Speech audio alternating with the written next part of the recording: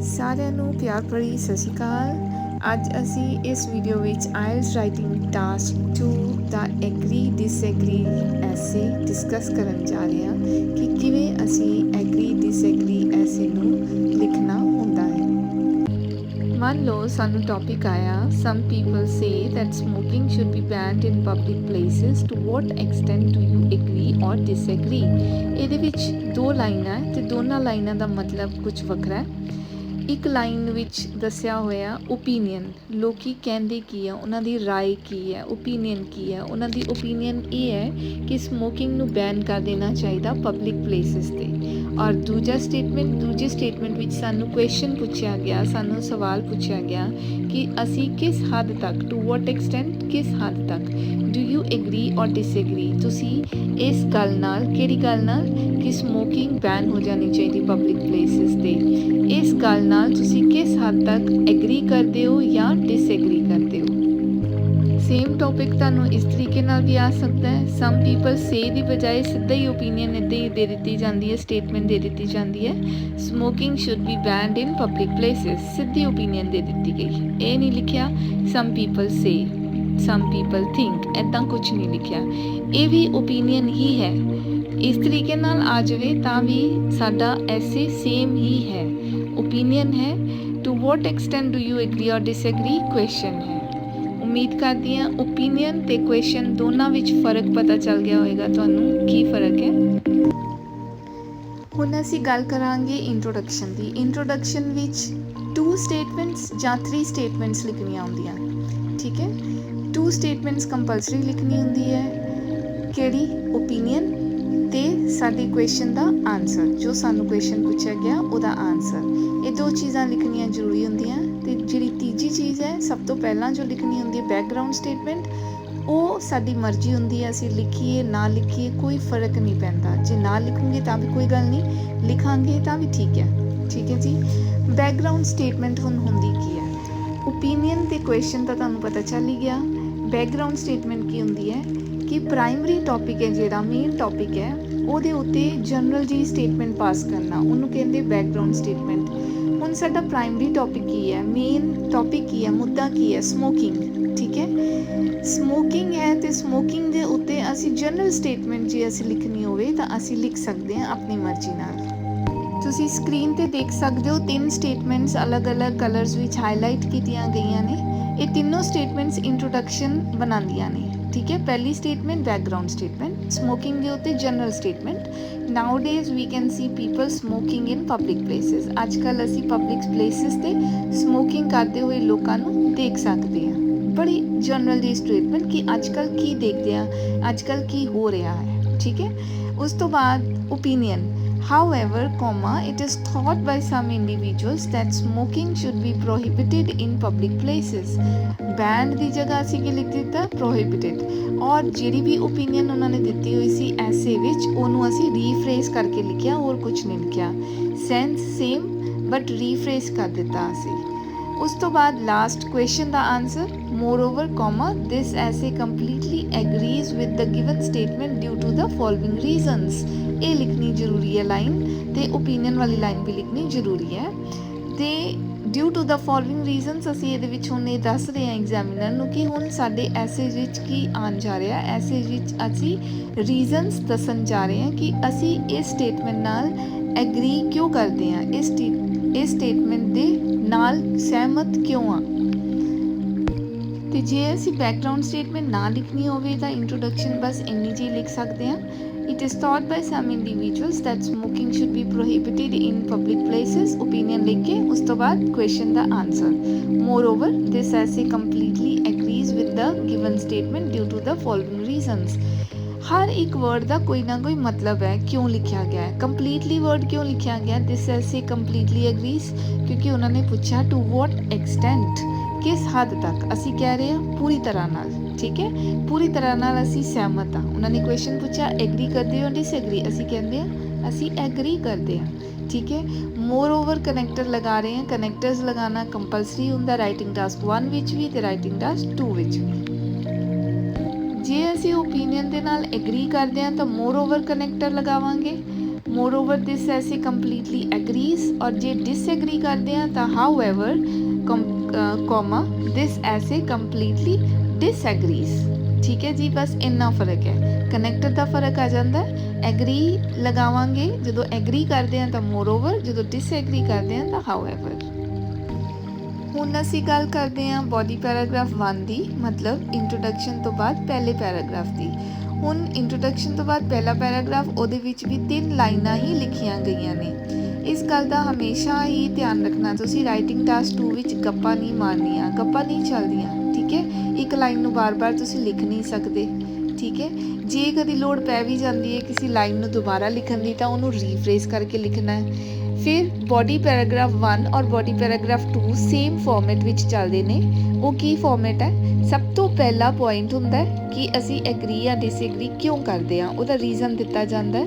ਉਸ ਤੋਂ ਬਾਅਦ ਅਗਲੀ ਲਾਈਨ ਵਿੱਚ ਅਸੀਂ ਉਹਨੂੰ ਐਕਸਪਲੇਨ ਕਰਦੇ ਹਾਂ ਕਿ ਅਸੀਂ ਇੱਦਾਂ ਕਿਉਂ ਕਹਿੰਦੇ ਹਾਂ, ਸਾਡਾ ਰੀਜ਼ਨ ਦਾ ਮਤਲਬ ਕੀ ਹੈ ਦੇਣ ਦਾ। ਉਸ ਤੋਂ ਬਾਅਦ ਅਸੀਂ ਉਹਨੂੰ ਕਨਕਲੂਡ ਕਰਦੇ ਹਾਂ, ਜਿਹੜਾ ਵੀ ਅਸੀਂ ਰੀਜ਼ਨ ਦਿੱਤਾ ਹੁੰਦਾ ਉਹਨੂੰ ਅਸੀਂ ਕਨਕਲੂਡ ਕਰ ਦਿੰਦੇ ਹਾਂ। ਇਹ ਫਾਰਮੈਟ ਅਸੀਂ ਦੋਨਾਂ ਪੈਰਾਗ੍ਰਾਫ ਵਿੱਚ ਯੂਜ਼ ਕਰਨਾ। ਤੇ ਹੁਣ ਅਸੀਂ ਸ਼ੁਰੂ ਕਰਦੇ ਹਾਂ। ਪੁਆਇੰਟ ਕੀ ਦਿੱਤਾ ਅਸੀਂ ਐਗਰੀ ਕਿਉਂ ਕਰਦੇ ਹਾਂ ਕਿ ਸਮੋਕਿੰਗ ਬੈਨ ਹੋਣੀ ਚਾਹੀਦੀ ਹੈ? ਕਿਉਂਕਿ firstly the people who stand ਔਰ ਸਿਟ ਬਿਸਾਈਡ ਦ ਸਮੋਕਰਸ ਸਫਰ from ਡਿਜ਼ੀਜ਼ਿਸ ਕਾਜ਼ਡ by smoke of cigarettes. ਸਾਡਾ ਇਹ ਰੀਜ਼ਨ ਹੋ ਗਿਆ ਕਿ ਜੇ ਅਸੀਂ ਸਮੋਕਿੰਗ ਨੂੰ ਬੈਨ ਨਹੀਂ ਕਰਾਂਗੇ ਤਾਂ ਕੀ ਹੁੰਦਾ ਹੈ ਕਿ ਜਿਹੜਾ ਸਮੋਕ ਹੁੰਦਾ ਹੈ ਉਹਦੇ ਨਾਲ ਜਿਹੜੇ ਪੈਸਿਵ ਸਮੋਕਰਸ ਹੁੰਦੇ ਨੇ, ਜਿਹੜੇ ਕਿ ਸਿਗਰਟ ਸਮੋਕ ਨਹੀਂ ਕਰਦੇ ਬਟ ਉਹ ਸਮੋਕਰ ਦੇ ਨਾਲ ਖੜੇ ਹੁੰਦੇ ਆ ਜਾਂ ਬੈਠੇ ਹੁੰਦੇ ਆ, ਉਹਨਾਂ ਨੂੰ ਸਮੋਕ ਦੇ ਕਰਕੇ, ਸਿਗਰਟ ਦੀ ਸਮੋਕ ਕਰਕੇ ਬਹੁਤ ਸਾਰੇ ਡਿਜ਼ੀਜ਼ਸ ਤੋਂ ਸਫਰ ਕਰਨਾ ਪੈਂਦਾ ਹੈ। ਇਸ ਗੱਲ ਦੀ ਹੁਣ ਅਸੀਂ ਜਸਟੀਫਿਕੇਸ਼ਨ ਦੇਵਾਂਗੇ ਕਿ ਕਿੱਦਾਂ, ਕੀ ਤੁਸੀਂ ਵਜ੍ਹਾ ਕੀ ਦੇ ਸਕਦੇ ਹੋ, ਕਿਵੇਂ ਪ੍ਰੂਵ ਕਰ ਸਕਦੇ ਹੋ, ਕਹਿਣ ਦਾ ਮਤਲਬ ਆਪਣੇ ਪੁਆਇੰਟ ਨੂੰ। ਹੁਣ ਪ੍ਰੂਵ ਕਰਨ ਦੇ ਤਰੀਕੇ ਹੁੰਦੇ ਵੱਖਰੇ ਵੱਖਰੇ। ਅਸੀਂ ਇਹਦੇ ਵਿੱਚ ਸਰਵੇ ਪਾ ਦਿੱਤੀ। ਠੀਕ ਹੈ, ਉਹ ਸਰਵੇ ਹੋਈ ਹੋਵੇ ਨਾ ਹੋਈ ਹੋਵੇ, ਕਿਹੜੀ ਯੂਨੀਵਰਸਿਟੀ ਦੇ ਨਾਲ ਹੋਈ ਹੋਵੇ, ਕਿਹੜੀ ਯੂਨੀਵਰਸਿਟੀ ਨੇ ਕੀਤੀ ਹੋਵੇ ਨਾ ਕੀਤੀ ਹੋਵੇ, ਕੋਈ ਫਰਕ ਨਹੀਂ ਪੈਂਦਾ। ਜਿਹੜੀ ਮਰਜ਼ੀ ਯੂਨੀਵਰਸਿਟੀ ਦਾ ਤੁਸੀਂ ਨਾਮ ਲਿਖ ਸਕਦੇ ਹੋ। ਬਸ ਇਸ ਗੱਲ ਦਾ ਧਿਆਨ ਰੱਖਣਾ ਕਿ ਜੇ ਤੁਸੀਂ ਸਰਵੇ ਲਿਖ ਰਹੇ ਹੋ, ਪੁਆਇੰਟ ਲਿਖ ਰਹੇ ਹੋ, ਆਪਣੇ ਪੁਆਇੰਟ ਨੂੰ ਇਲੈਬੋਰੇਟ ਕਰਨ ਲਈ, ਜਸਟੀਫਾਈ ਕਰਨ ਲਈ, ਜੇ ਤੁਸੀਂ ਸਰਵੇ ਵਾਲੀ ਗੱਲ ਲਿਖ ਰਹੇ ਹੋ ਤੇ ਸਰਵੇ ਵਾਲੀ ਗੱਲ ਦਾ ਲਿੰਕ ਹੋਣਾ ਚਾਹੀਦਾ ਤੁਹਾਡੀ ਗੱਲ ਨਾਲ। ਠੀਕ ਹੈ, for example, a meticulously conducted survey by Harvard University has perspiciously revealed that almost 80% of people who suffered from lung diseases are passive smokers। मतलब ਹਾਰਵਰਡ ਯੂਨੀਵਰਸਿਟੀ ਨੇ ਜਿਹੜੀ ਵੀ ਸਰਵੇ ਕੀਤੀ, ਬੜੇ ਧਿਆਨ ਨਾਲ ਸਰਵੇ ਕੀਤੀ, ਉਹਦੇ ਨਾਲ ਕਲੀਅਰਲੀ ਇਹ ਗੱਲ ਸਾਬਿਤ ਹੋ ਗਈ, ਰਿਵੀਲ ਹੋ ਗਈ ਕਿ 80% ਜਿਹੜੇ ਲੋਕੀ ਹੈ ਜਿਹੜੇ ਸਫਰ ਕਰਦੇ ਸੀ ਲੰਗ ਡਿਜ਼ੀਜ਼ਸ ਤੋਂ, ਉਹ ਕੌਣ ਸੀ? ਪੈਸਿਵ ਸਮੋਕਰ ਸੀ। ਮਤਲਬ ਉਹ ਇੱਦਾਂ ਦੇ ਲੋਕਾਂ ਦੇ ਸਰਾਊਂਡਡ ਰਹਿੰਦੇ ਸੀ ਜਿਹੜੇ ਕਿ ਸਮੋਕ ਕਰਦੇ ਸੀ। ਅਸੀਂ ਕਿਸ ਗੱਲ ਨੂੰ ਸਾਬਿਤ ਕੀਤਾ? ਅਸੀਂ ਇਸ ਗੱਲ ਨੂੰ ਸਾਬਿਤ ਕੀਤਾ ਕਿ ਜੋ ਪੈਸਿਵ ਸਮੋਕਿੰਗ ਹੈ ਉਹਦੇ ਕਰਕੇ ਜ਼ਿਆਦਾ ਕੰਮ ਖਰਾਬ ਹੁੰਦਾ ਹੈ। ਠੀਕ ਹੈ, ਕਿ ਜੇ ਅਸੀਂ ਸਿਗਰਟ ਸਮੋਕਰਸ ਦੇ ਨਾਲ ਖੜੇ ਹੁੰਦੇ ਹਾਂ ਜਾਂ ਬੈਠਦੇ ਹਾਂ ਤੇ ਫਿਰ ਕੀ ਹੁੰਦਾ ਹੈ, ਸਾਨੂੰ ਜਿੰਨੀਆਂ ਬਿਮਾਰੀਆਂ ਲੱਗਦੀਆਂ ਉਹ ਜ਼ਿਆਦਾ ਹੀ ਲੱਗਦੀਆਂ, ਉਹਨਾਂ ਨਾਲੋਂ ਵੀ ਜ਼ਿਆਦਾ। ਫਿਰ ਇਸੇ ਲਾਈਨ ਨੂੰ ਅਸੀਂ ਕਨਕਲੂਡ ਕਰ ਦਿੱਤਾ ਹੈਂਸ, ਦੇਅਰਫੋਰ ਜਾਂ ਸੋ ਲਗਾ ਕੇ। ਇਹ 3 ਕਨੈਕਟਰ ਹੁੰਦੇ ਜਿਹੜੇ ਕਿ ਕਨਕਲੂਜਨ ਵਿੱਚ ਯੂਜ਼ ਹੁੰਦੇ, hence, therefore, so. Hence comma from the above illustration comma, ਉੱਪਰ ਦਿੱਤੀ ਹੋਈ ਇਲਸਟ੍ਰੇਸ਼ਨ ਤੋਂ ਇਟ ਸੀਮਸ ਡਿਸਰਨੇਬਲ, ਇਹ ਕਲੀਅਰ ਹੈ, ਕਲੀਅਰਲੀ ਦਿਖਾਈ ਦੇ ਰਿਹਾ। Why smoking should not be allowed in public places, ਇਹ ਬਿਲਕੁਲ ਕਲੀਅਰ ਹੈ ਕਿ ਕਿਉਂ ਸਮੋਕਿੰਗ ਹੈ ਜਿਹੜੀ ਉਹ ਪਬਲਿਕ ਪਲੇਸਿਸ ਵਿੱਚ ਅਲਾਉ ਨਹੀਂ ਕਰਨੀ ਚਾਹੀਦੀ। ਤੇ ਹੁਣ ਪੂਰਾ ਪੈਰਾਗ੍ਰਾਫ ਤੁਸੀਂ ਦੇਖ ਸਕਦੇ ਹੋ ਕਿਸ ਤਰੀਕੇ ਨਾਲ ਲਿਖਿਆ ਜਾਂਦਾ ਹੈ।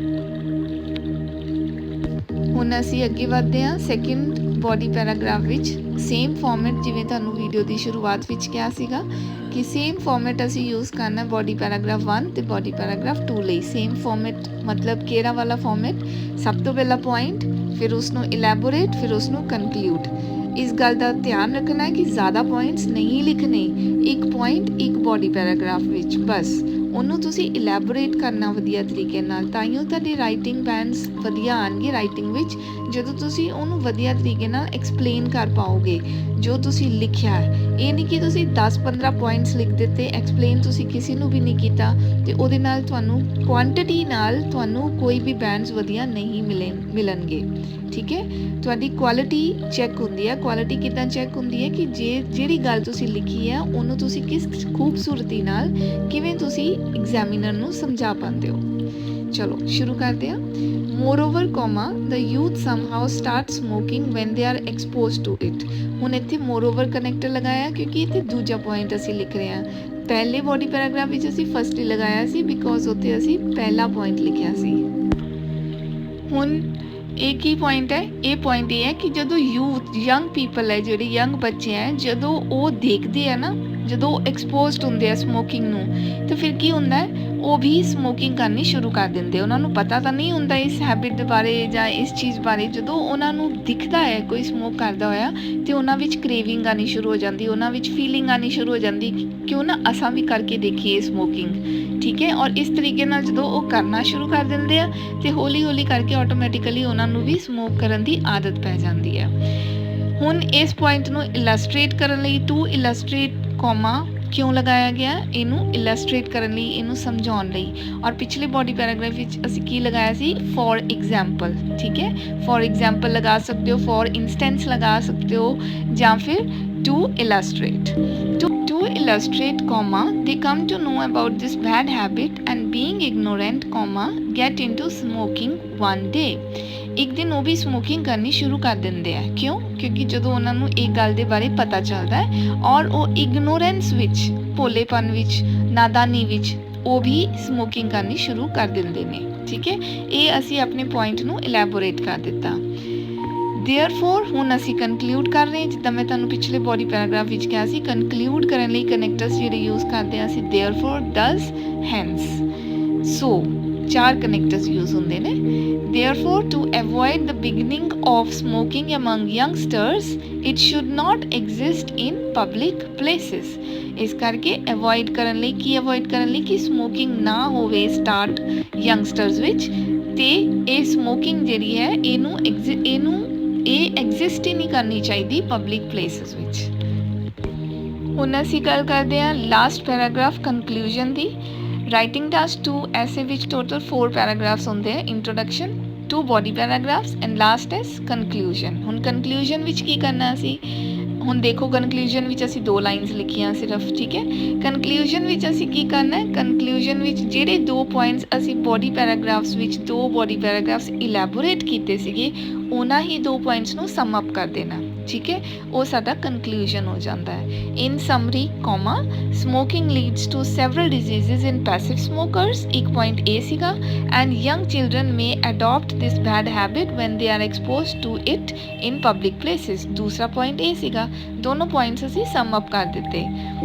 ਹੁਣ ਅਸੀਂ ਫਿਰ ਰੀਫਰੇਸ ਕਰਾਂਗੇ, ਫਿਰ ਤੋਂ ਉਹੀ ਗੱਲ ਦੁਹਰਾਵਾਂਗੇ ਜੋ ਸਟਾਰਟਿੰਗ ਵਿੱਚ ਦੁਹਰਾਈ ਸੀ ਇੰਟਰੋਡਕਸ਼ਨ ਵਿੱਚ। ਠੀਕ ਹੈ, ਇੰਟਰੋਡਕਸ਼ਨ ਵਿੱਚ ਲਿਖਿਆ ਸੀ ਦਿਸ ਐਸੇ ਕੰਪਲੀਟਲੀ ਐਗਰੀਜ਼, ਇੱਥੇ ਆਈ ਆ ਗਿਆ, ਚੇਂਜ ਕਰਤਾ ਅਸੀਂ। ਠੀਕ ਹੈ, so comma, I agree with the provided statement, provided ਲਿਖਤਾ। ਇੰਟਰੋਡਕਸ਼ਨ ਵਿੱਚ ਅਸੀਂ ਗਿਵਨ ਲਿਖਿਆ ਸੀ, ਇੱਥੇ ਅਸੀਂ ਪ੍ਰੋਵਾਈਡਡ ਲਿਖ ਦਿੱਤਾ।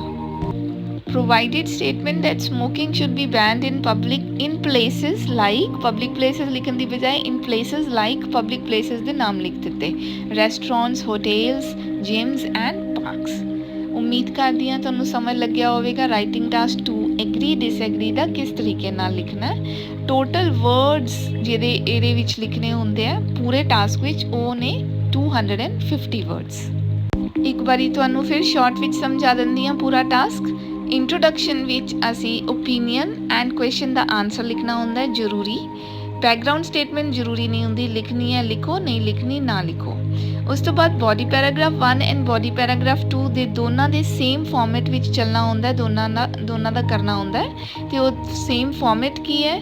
ਸਭ ਤੋਂ ਪਹਿਲਾਂ ਪੁਆਇੰਟ, ਉਸ ਤੋਂ ਬਾਅਦ ਉਹਦੀ ਐਕਸਪਲੇਨੇਸ਼ਨ, ਉਸ ਤੋਂ ਬਾਅਦ ਉਹਦਾ ਕਨਕਲੂਜਨ। ਫਿਰ ਅਸੀਂ ਲਾਸਟ ਪੈਰਾਗ੍ਰਾਫ ਵਿੱਚ ਜਿਹੜੇ ਪੁਆਇੰਟਸ ਅਸੀਂ ਡਿਸਕਸ ਕੀਤੇ ਸੀਗੇ, ਪੂਰੀ ਤਰ੍ਹਾਂ ਨਾਲ ਡਿਟੇਲ ਨਾਲ ਸਮਝਾਏ ਸੀ, ਇਲੈਬੋਰੇਟ ਕੀਤੇ ਸੀ, ਉਹਨਾਂ ਹੀ ਪੁਆਇੰਟਸ ਨੂੰ ਦੁਬਾਰਾ ਸ਼ਾਰਟ ਵਿੱਚ ਅਸੀਂ ਲਿਖ ਦੇਣਾ, ਸਮ ਅਪ ਕਰ ਦੇਣਾ ਰੀਫਰੇਜ਼ ਕਰਕੇ। ਇਹ ਹੋ ਗਈ ਸਾਡੀ ਸਮਰੀ, ਇਹ ਹੋ ਗਿਆ ਸਾਡਾ ਕਨਕਲੂਜਨ ਦਾ ਪੈਰਾਗ੍ਰਾਫ। ਬਹੁਤ ਬਹੁਤ ਸ਼ੁਕਰਾਨਾ ਸਾਰੀ ਵੀਡੀਓ ਦੇਖਣ ਲਈ। ਉਮੀਦ ਕਰਦੀ ਹਾਂ ਤੁਹਾਨੂੰ ਕਾਫੀ ਗੱਲਾਂ ਸਮਝ ਲੱਗੀਆਂ ਹੋਣਗੀਆਂ।